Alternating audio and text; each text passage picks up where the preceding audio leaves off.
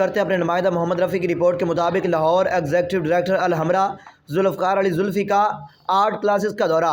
अल-हमरा academy of performing art फ़नून लतीफ़ा के 12 शोबों में नौजवानों की इल्मी तरबियत फ़राहम कर रहे हैं।